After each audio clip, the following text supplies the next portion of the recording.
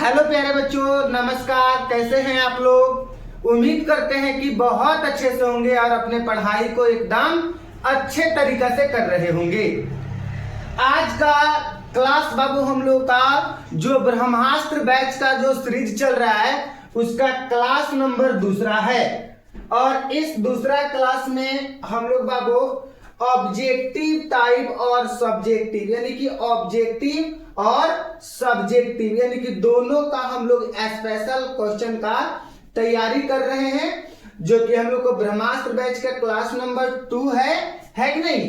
एक 50 objective questions कराएंगे और उसके बाद में आप लोगों को इंपॉर्टेंट सब्जेक्टिव क्वेश्चन कराएंगे जो आप लोगों को परीक्षा में पूछे जाने वाला प्रश्न है। ठीक है, तो बाबू आप लोग एकदम धैर्य के साथ क्लास में बने रहिए और क्लास को एकदम शुरू से लेकर लास्ट तक कीजिए। एक क्लास को आप लोग एकदम शुरू से लेकर लास्ट तक कीजिए और अपने विचार को कमेंट बॉक्स में बताइए, रखिए। और आप लोग सभी प्यारे बच्चे वीडियो को लाइक जरूर करेंगे। ठीक है, आप लोग वीडियो को लाइक कीजिए और चैनल पे आप लोग नए हैं तो चैनल को सब्सक्राइब कीजिए। आप लोग लाइक करते हैं तो सर जी को मोटिवेशन मिलता है। ठीक है, तो आप लोग लाइक करना बिल्कुल ना भूलेंगे। चलिए बाबू, आज का मोटिवेशन है आप लोगों के लिए कि हर एक शीशा पत्थर से टूट जाता है, ऐसा शीशा तलाश करे जो पत्थर को तोड़ दे। हर एक शीशा पत्थर से टूट जाता है कि नहीं?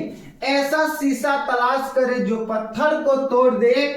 मुश्किल के घड़ियों में खुद को संभालना इतना, मुश्किल के घड़ियों में खुद को संभालना इतना, हौसला देखकर तेरा मुश्किल आना ही छोड़ दे। हौसला देखकर तेरा मुश्किल आना ही छोड़ दे।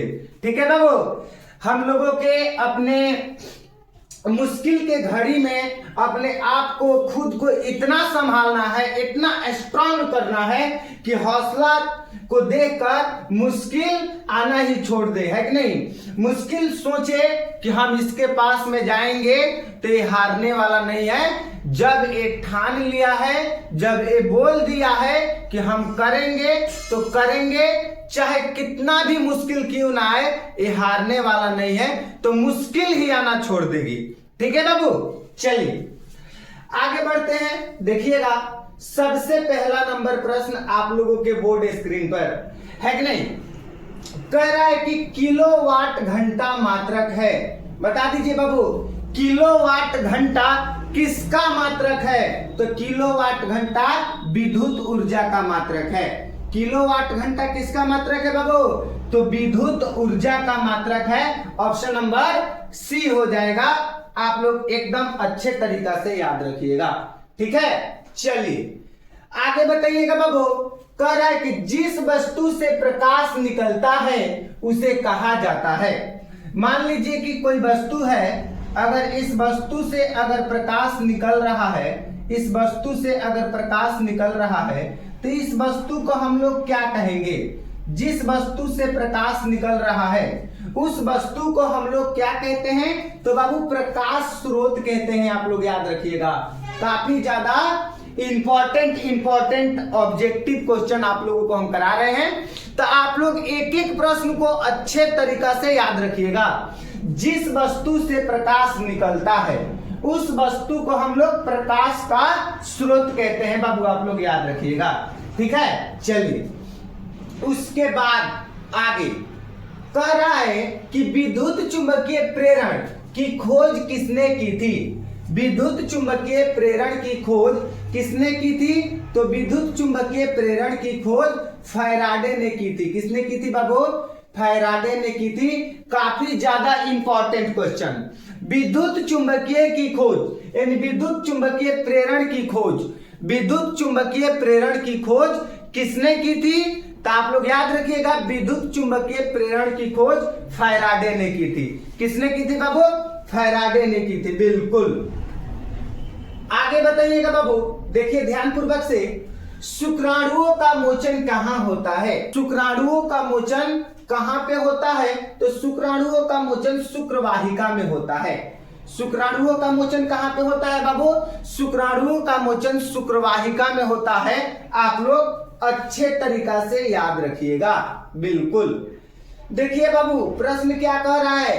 कह रहे कि मछली के हृदय में कोष्ठों की संख्या, यानी कि मछली का जो हृदय होता है, यानी कि मछली के हृदय में कितने कोष्ठ होते हैं, मछली के हृदय में कोष्ठों की संख्या कितनी होती है? तो आप लोग याद रखिएगा बाबू कि मछली के हृदय में कोष्ठों की संख्या 2 होती है। मछली के हृदय में कोष्ठों की संख्या कितनी होती है बाबू? तो 2 होती है। आप लोग याद रखिएगा। चलिए देखिए बाबू, आगे प्रश्न कह रहा है, जिस स्थान पर मरण भी मंगल माना जाता है वह स्थान कौन है? मतलब कि जिस स्थान पर मरण भी मंगल माना जाता है वह कौन स्थान है जहां पे मरण को भी मंगल माना जाता है? तो याद रखिएगा बाबू, काशी में। काशी में किस स्थान पर मरण को मंगल माना जाता है? तो काशी में मरण को मंगल माना जाता है। आप लोग याद रखिएगा इस चीज को। बिल्कुल। आगे देखिएगा क्या कह रहा है दोस्त? कह रहा है, गांधी जी को महात्मा की उपाधि किसने दी? बिल्कुल, गांधी जी को महात्मा की उपाधि किसने दी? मतलब कि गांधी जी को महात्मा किसने बोला, महात्मा किसने कहा, महात्मा की दर्जा किसने दी, महात्मा की उपाधि किसने दी? गांधी जी को महात्मा की उपाधि किसने दी? तो गांधी जी को महात्मा की उपाधि रविंद्रनाथ टैगोर ने दिए थे, यानी कि रविंद्रनाथ हो जाएंगे इसका उत्तर। ठीक है बाबू? बिल्कुल।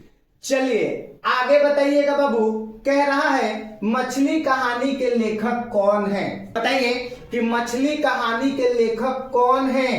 तो मछली कहानी के लेखक विनोद कुमार शुक्ल। मछली कहानी के लेखक कौन है बाबू? तो विनोद कुमार शुक्ल मछली कहानी के लेखक हैं। आप लोग याद रखिएगा। बिल्कुल।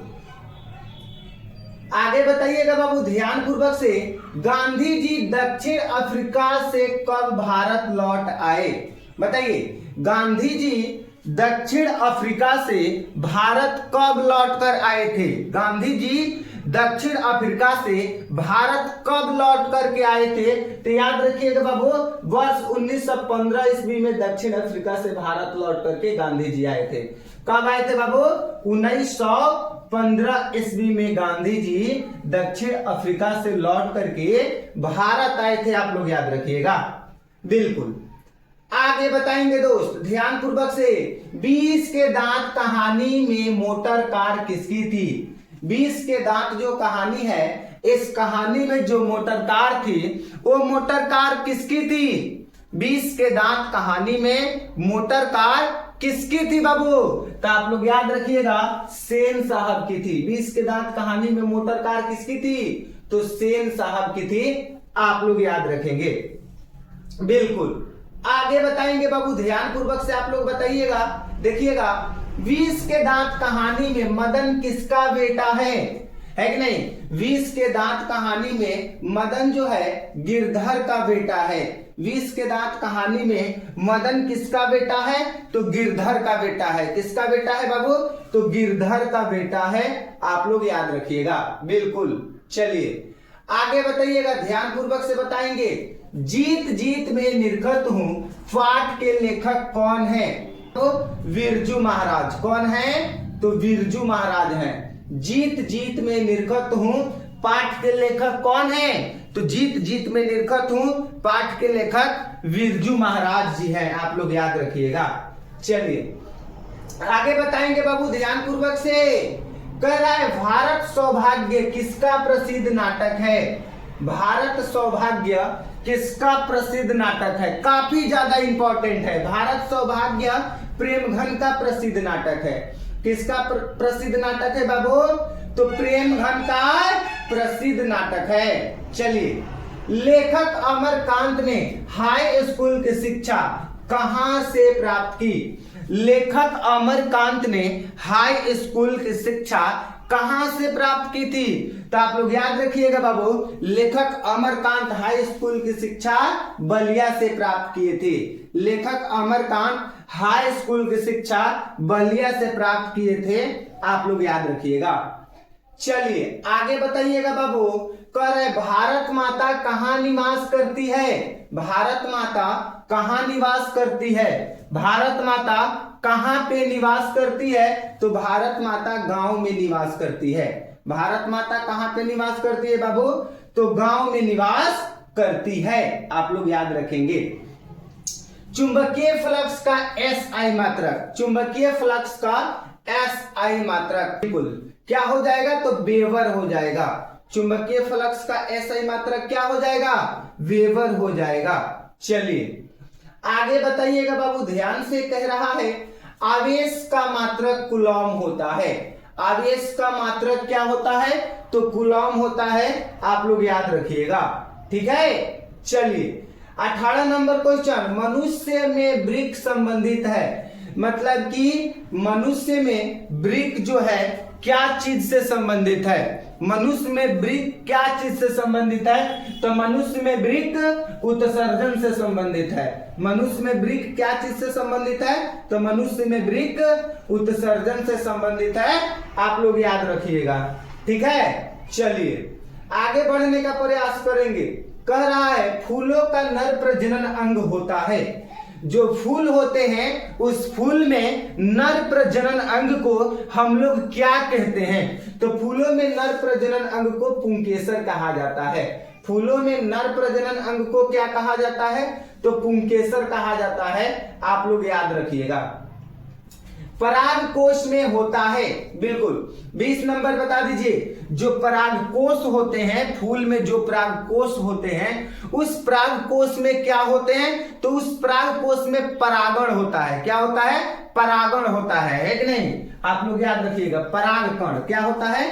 परागकण होता है। क्या होता है बाबू?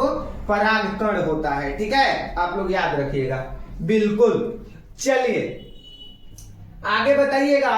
कह रहा है लिंग गुणसूत्र का पूर्ण जोड़ा पाया जाता है। मतलब कि लिंग गुणसूत्र का जो जोड़ा होता है, पूर्ण जोड़ा यानी कि XX, ये पूर्ण जोड़ा है, ये पाया जाता है। तो लिंग गुणसूत्र का पूर्ण जोड़ा स्त्री में पाया जाता है। किसमें पाया जाता है? स्त्री में पाया जाता है, ठीक है। और पुरुष में लिंग गुणसूत्र का XY जोड़ा पाया जाता है और स्त्री में XX जोड़ा पाया जाता है, आप लोग याद रखिएगा अच्छे तरीका से, ठीक है। चलिए आगे बताइएगा दोस्त।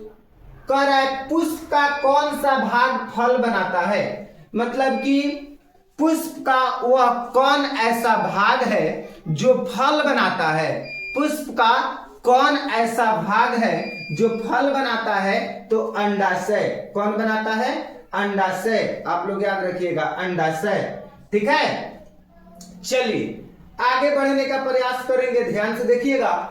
कोशिका झिल्ली किस प्रकार की झिल्ली है? मतलब कि जो कोशिका झिल्ली है, कोशिका झिल्ली किस प्रकार की झिल्ली है बाबू, आप लोग बता दीजिए। काफी ज्यादा इंपॉर्टेंट क्वेश्चन। कोशिका झिल्ली किस प्रकार की झिल्ली है? तो आप लोग याद रखिएगा, कोशिका झिल्ली अर्धपरागम्य झिल्ली है। कोशिका झिल्ली किस प्रकार की झिल्ली है बाबू? तो अर्धपरागम्य झिल्ली है, आप लोग याद रखिएगा, बिल्कुल। आगे बताइएगा दोस्त, ध्यान से। कह रहा है कि पुरुष में लिंग गुणसूत्र होते हैं। अभी नवीन बताए हैं बाबू, आप लोगों को अभी नवीन हम बताए हैं, ठीक है ना। यानी कि पुरुष में लिंग गुणसूत्र के कौन से जोड़े होंगे? यानी कि कौन सा जोड़े होंगे बाबू? तो XY हो जाएंगे, ठीक है। और स्त्री में पूछेगा, किसमें? स्त्री में, तो स्त्री में XX हो जाएगा और पुरुष में क्या हो जाएगा? XY हो जाएगा, आप लोग इस चीज को याद रखिएगा, ठीक है बाबू। चलिए आगे बताना बबुआ, ध्यान से बताना लोग एकदम अच्छा से। लेंस में मुख्य फोकस की संख्या कितनी होती है? लेंस में मुख्य फोकस की संख्या कितनी होती है? तो लेंस में मुख्य फोकस की संख्या 2 होती है। लेंस में मुख्य फोकस की संख्या कितनी होती है? तो 2 होती है, आप लोग याद रखिएगा। आगे देखिए बाबू ध्यान से। कह रहा है प्रकाश के अपवर्तन के कितने नियम हैं?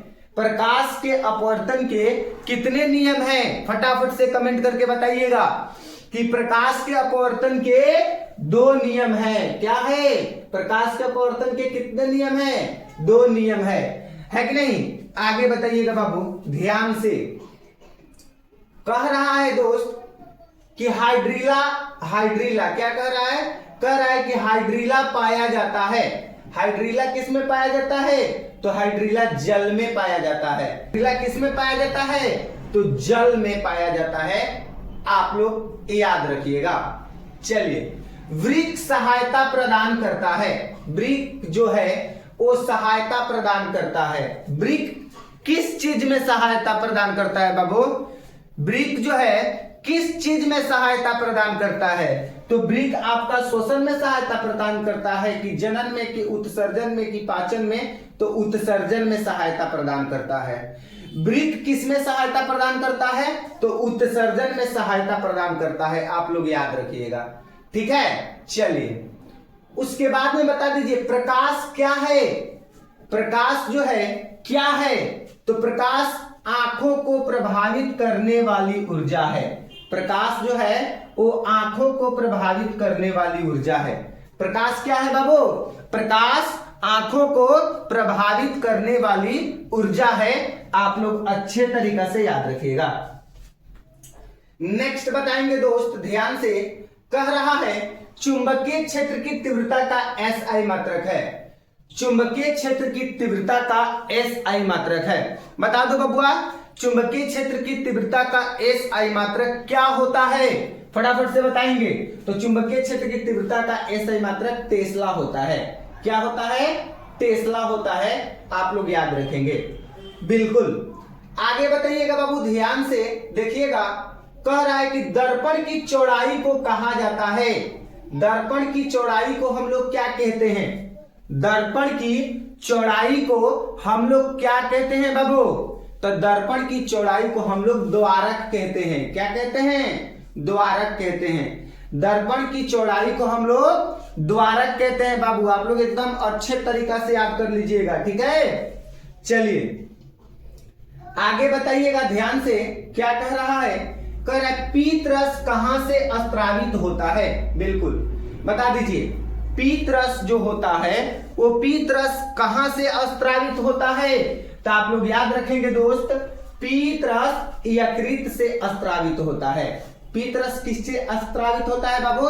तो पीत रस यकृत से स्रावित होता है। आप लोग याद रखिएगा, ठीक है।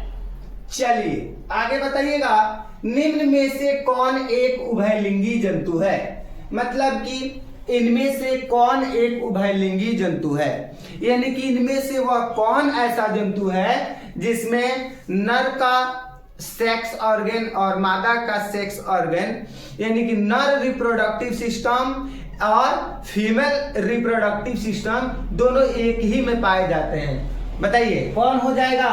तो इसका उत्तर हो जाएगा केचुआ। क्या हो जाएगा बाबू? केचुआ हो जाएगा। आप लोग याद रखिएगा, ठीक है। चलिए आगे बताएंगे बाबू, आप लोग ध्यान से। पुष्पीय पौधों में लैंगिक जनन होता है। बता दीजिए इस नंबर में, पुष्पीय पौधों में लैंगिक जनन होता है तो फूलों द्वारा होता है। पुष्पीय पौधों में लैंगिक जनन किसके द्वारा होता है? तो पुष्पीय पौधों में लैंगिक जनन फूलों के द्वारा होता है। किसके द्वारा होता है बाबू? फूलों के द्वारा होता है। आप लोग याद रखेंगे अच्छे तरीका से, ठीक है। चलिए आगे बताइएगा ध्यान से। कह रहा है प्रकाश की चाल मतलब कि प्रकाश की न्यूनतम तरंगदैर्ध्य है। प्रकाश की न्यूनतम तरंगदैर्ध्य है तो 380 नैनोमीटर। प्रकाश का न्यूनतम तरंगदैर्ध्य कितना है? 380 नैनोमीटर। आप लोग याद रखेंगे, ठीक है। 380 नैनोमीटर, बिल्कुल। कौन सा रंग जिसको खतरे के सिग्नल में उपयोग किया जाता है? मतलब वह कौन ऐसा रंग है बाबू जिसको हम लोग खतरे के, मतलब कि खतरे के सिग्नल के रूप में उपयोग करते हैं? वह कौन ऐसा रंग है? तो वह रंग है बाबू लाल। आप लोग रेलवे स्टेशन, प्लेटफॉर्म, आप लोग जो भी है वहां पे देखे होंगे, ट्रेन का जो पटरी होता है, इस पटरी के साइड में खंभा लगा होता है और इस खंभा पे जो लाल और ग्रीन ये वाला जो लाइटें लगी रहती है, बत्ती जो लाल होता है, उसको खतरा का संकेत माना जाता है। आप लोग याद रखिएगा, है कि नहीं। आगे बताइएगा, विद्युत ऊर्जा का व्यापारिक मात्रक, मतलब कि विद्युत ऊर्जा जो है, विद्युत ऊर्जा का व्यापारिक मात्रक क्या है। हम लोग लाइट पे, हम लोग के घर में जो लाइन लगा हुआ है करंट विद्युत, उसका व्यापारिक मात्रक क्या है कि नहीं। तो आप लोग देखे होंगे कि जो बिजली बिल जमा करने वाले आते हैं उनसे हम लोग पूछते हैं कि कितना यूनिट चलल है, मतलब कितना यूनिट यूज भइल है कि नहीं। तो उसको हम लोग विद्युत ऊर्जा का व्यापारिक मात्रक को हम लोग यूनिट कहते हैं। विद्युत ऊर्जा के व्यापारिक मात्रक को हम लोग क्या कहते हैं, यूनिट कहते हैं। आप लोग अच्छे से याद रखिएगा, ठीक है। चलिए आगे बताइएगा बाबू ध्यान से, सौर कुकर के लिए कौन सा दर्पण सर्वाधिक उपयुक्त है। कौन है, तो अवतल दर्पण है। कौन सा है बता दीजिए। 38 नंबर का क्या हो जाएगा, सी, अवतल दर्पण। बिल्कुल बिल्कुल बिल्कुल अवतल दर्पण हो जाएगा, ठीक है। क्या हो जाएगा, अवतल दर्पण हो जाएगा, ठीक है, बिल्कुल। चलिए उसके बाद में आगे बताइएगा बाबू, ध्यान से बताइएगा आप लोग। देखिए कह रहा है कि मालाचाइट किस धातु का अयस्क है। मालाचाइट जो है किस धातु का अयस्क है, काफी ज्यादा इंपॉर्टेंट है। मालाचाइट किस धातु का अयस्क है, तो मालाचाइट कॉपर का अयस्क है। मालाचाइट किसका अयस्क है, मालाचाइट कॉपर का अयस्क है। आप लोग याद रखिएगा, ठीक है। चलिए उसके बाद में बताइएगा, ऑक्सीजन का वाहक कौन करता है। बिल्कुल, ऑक्सीजन का वाहक कौन करता है, तो ऑक्सीजन का वाहक आरबीसी करता है। आरबीसी का पूरा नाम क्या होता है, तो रेड ब्लड सेल होता है। आरबीसी का पूरा नाम रेड ब्लड सेल होता है। और आरबीसी को हम लोग हिंदी में क्या कहते हैं, तो आरबीसी को हिंदी में हम लोग कहते हैं लाल रक्त कणिकाएं। लाल रक्त कणिकाएं ऐसे भी लिखते हैं, है कि नहीं, लाल रक्त कणिकाएं, ठीक है, आरबीसी का, ठीक है। आगे बता दीजिएगा। नेक्स्ट कह रहा है, ध्यान से देखिएगा, कह रहा है कि हीरे का अपवर्तनांक कितना है। बिल्कुल, जो हीरा होता है, हीरा का अपवर्तनांक मतलब चमक। हीरा का अपवर्तनांक मैंने कहा चमक, मतलब हीरा कितना अपवर्तनांक, कितना चमक वाला है। तो हीरा का अपवर्तनांक 2.42 होता है, 2.42 होता है, ठीक है। आप लोग याद रखिएगा, ठीक है बाबू। चलिए आगे बताइएगा ध्यान से, निम्नलिखित में किसका अपवर्तनांक सबसे कम होता है, यानी कि इनमें से किसका अपवर्तनांक सबसे कम है कि नहीं। तो सबसे कम अपवर्तनांक पानी का होता है। किसका अपवर्तनांक सबसे कम होता है बाबू, तो पानी का अपवर्तनांक सबसे कम होता है। निम्नलिखित में से किसका अपवर्तनांक सबसे कम है, तो पानी का अपवर्तनांक सबसे कम होता है। आप लोग याद रखिएगा, ठीक है। चलिए आगे बताएंगे दोस्त, चुंबकीय क्षेत्र एक ऐसी राशि है जिसमें होती है, बिल्कुल, चुंबकीय क्षेत्र एक ऐसी राशि है जिसमें होते हैं, क्या क्या होते हैं, तो चुंबकीय क्षेत्र में परिणाम भी होते हैं और दिशा भी होते हैं, यानी कि ए और बी दोनों हो जाएगा। चुंबकीय क्षेत्र में परिणाम भी होते हैं और दिशा भी होते हैं, इसका मतलब ए और बी दोनों हो जाएगा, ठीक है बाबू। चलिए 44 नंबर बताएंगे, कार्बन की परमाणु संख्या कितनी होती है। बिल्कुल, कार्बन की परमाणु संख्या कितनी होती है। जो कार्बन होते हैं, कार्बन की परमाणु संख्या कितनी है बाबू, आप लोग को पता है। कार्बन की परमाणु संख्या 6 होती है। कितनी होती है बाबू, कार्बन की परमाणु संख्या 6 होती है। आप लोग याद रखिएगा, अच्छे तरीका से बाबू याद रखिएगा, ठीक है।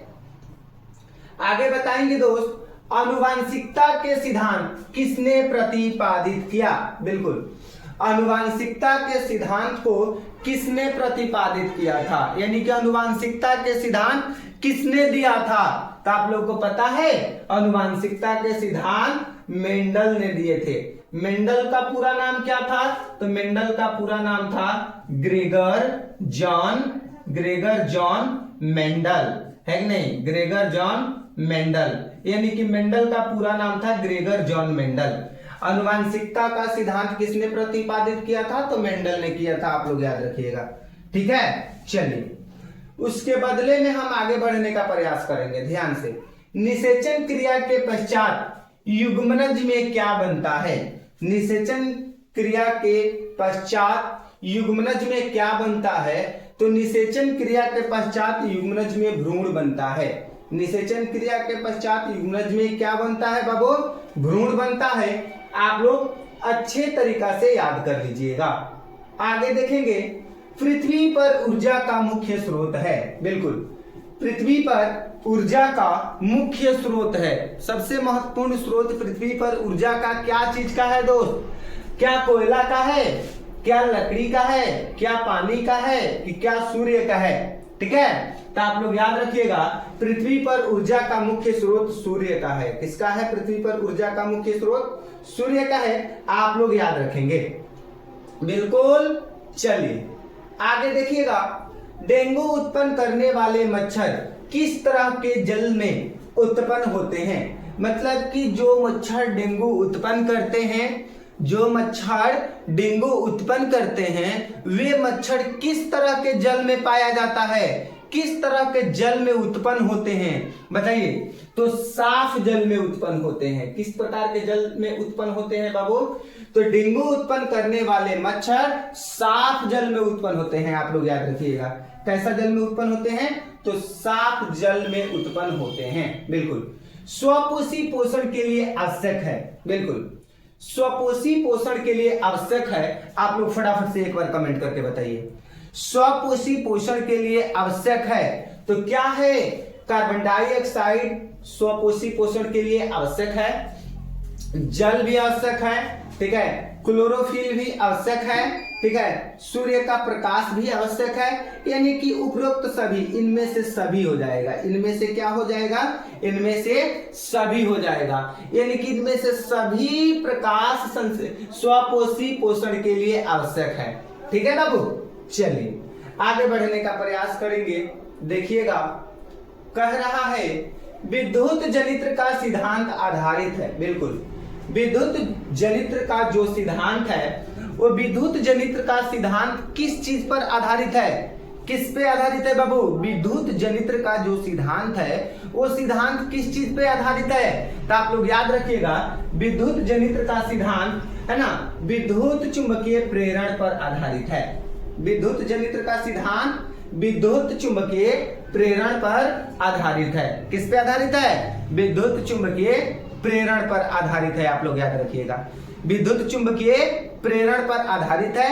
आप लोग याद रखेंगे बाबू, ठीक है। चलिए आगे देखिए बाबू, अब हम लोग पढ़ेंगे सब्जेक्टिव टाइप। देखिए क्या कह रहा है, कह रहा है कि पोषण की परिभाषा दे। बिल्कुल, 2014 में पूछा गया है, काफी ज्यादा आसान प्रश्न है। मतलब कि हम लोगों को पोषण को परिभाषा देना है, पोषण की परिभाषा को बताना है। ठीक है, देखिए कह रहा है कि वह प्रक्रिया जिसके द्वारा जीव अपना भोजन प्राप्त करते हैं तथा इसका विभिन्न जैविक कार्यों में उपयोग करते हैं।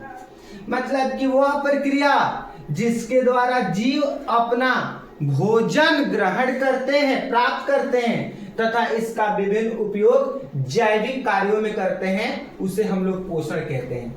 ठीक है, मतलब कि हम जिस प्रक्रिया के द्वारा अपना भोजन प्राप्त करते हैं और उस भोजन के द्वारा जो हम लोग को एनर्जी मिलता है और उसका उपयोग हम लोग विभिन्न जैविक काम में करते हैं। हम आप लोगों को पढ़ाने में कर रहे हैं ना, अपने ऊर्जा का काम है कि नहीं? ऊर्जा से ही आप लोगों को पढ़ा रहे हैं ना, काम करते हैं, जैविक कार्यों में उपयोग करते हैं, उसे हम लोग पोषण कहते हैं। आप लोग याद रखिएगा, ठीक है। चलिए आगे बता दीजिएगा बाबू, पर पोषण क्या है? 2023 का पूछा गया प्रश्न है। कब का? 2023 का। ठीक है, पर पोषण क्या है? आप लोग याद रखेंगे, वैसे जीव जो अपना भोजन स्वयं न बनाकर बल्कि पेड़ पौधे या जीव जंतुओं पर निर्भर रहता है। वैसा जीव जो अपना भोजन स्वयं ना बनाकर, है कि नहीं, पेड़ पौधे जीव जंतुओं पर निर्भर रहता है, मतलब अपने भोजन के लिए पेड़ पौधे पर, जीव जंतुओं पर निर्भर रहता है। जैसे में सभी जीव जंतु जो है परपोषण कहते हैं। क्या कहते हैं बाबू? परपोषण। आप लोग याद रखिएगा, ठीक है। परपोषण। जैसे में सभी जीव जंतु, हम लोग अपने भोजन के लिए पेड़ पौधे पर निर्भर रहते हैं। धान का पौधा, गेहूं का पौधा, आलू का पौधा, यानी सब अपने भोजन के लिए हम लोग पौधे पर निर्भर रहते हैं। क्या हम स्वपोषी हैं? अपना भोजन स्वयं से हम लोग बनाते हैं? अपना भोजन हम लोग स्वयं से करते हैं? नहीं, हम लोग अपने भोजन के लिए किस पर आश्रित रहते हैं, किस पे निर्भर रहते हैं? तो पौधे पर निर्भर रहते हैं, ठीक है। चलिए आगे बताइएगा ध्यान से। कह रहा है जीवों के लिए जनन क्यों अनिवार्य है? काफी ज्यादा आसान, इंटरेस्टिंग, इजी सवाल। जीवों के लिए जनन क्यों अनिवार्य है?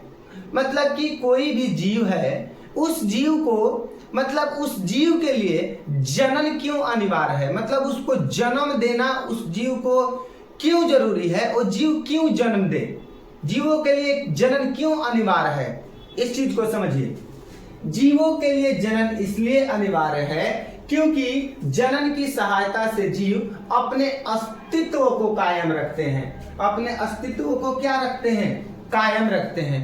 अगर कोई जीव, चाहे अगर जीव जन्म देना अगर बंद कर दे तो धीरे धीरे उस जीव का प्रजाति पृथ्वी से विलुप्त हो जाएगा। धीरे धीरे उस जीव का जाति प्रजाति पृथ्वी से क्या हो जाएगा? विलुप्त हो जाएगा, और वो जीव धीरे धीरे खत्म हो जाएगी, विलुप्त हो जाएगा। जीवों के लिए जनन इसलिए अनिवार्य है क्योंकि जनन के सहायता से ही जीव अपने वजूद को, अपने अस्तित्व को इस धरती पे बनाए रखता है, इस धरती पे बनाए रखता है, ठीक है। तो उम्मीद करते हैं बाबू कि आप लोगों को क्लास अच्छा से समझ में आ गया होगा। अच्छा से समझ में आया होगा तो आप लोग एक सुंदर सा कमेंट कीजिए, वीडियो को लाइक कीजिए। आप लोग चैनल पे नए हैं तो चैनल को सब्सक्राइब कीजिए।